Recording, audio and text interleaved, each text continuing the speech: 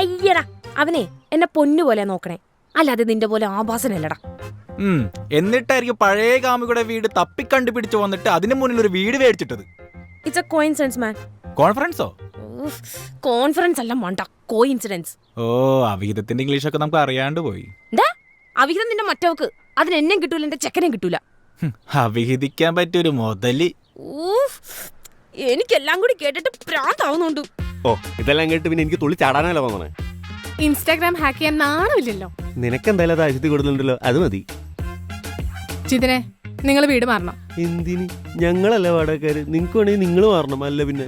പക്ഷെ ഞങ്ങളല്ലേ ഇവിടെ ആദ്യം വന്നത്. അശ്ശേ, നഴ്സറി പിള്ളേരെ പോലെ ഗ്രോ അപ്പ് കാവ്യ. ജിതിനെ, പയ്യെ, പബ്ലിക് പ്ലേസ് ആണ്. നിന്റെ വീടല്ല. ഈ ടോക്സിറ്റി ഒക്കെ വീട്ടിൽ പോയി നിന്റെ പോകം കെട്ടിയോനോട് മതി. അവ മുത്താടാ മുത്ത്. ആ ഒരു കാര്യത്തിൽ എന്തായാലും എനിക്ക് നിന്നോട് നല്ല കടപ്പാടുണ്ട്.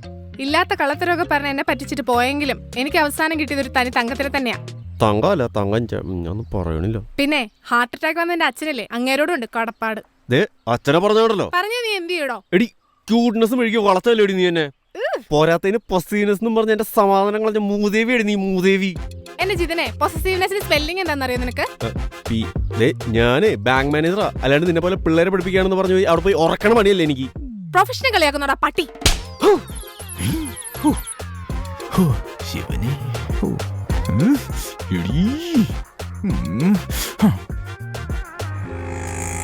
നിക്കടി അവിടെ. എടി, എന്റെ കാവ്യ പോലും എന്നെ തല്ലിയിട്ടില്ല. നിന്റെ കുടുംബം ഞാൻ കലക്കുടി.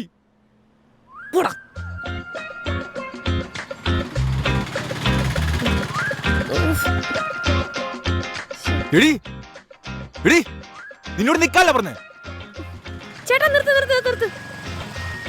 എന്റെ പൊന്നു പെങ്ങളെ മരിക്കാൻ പോകണം, വണ്ടിയിലാളുണ്ട്.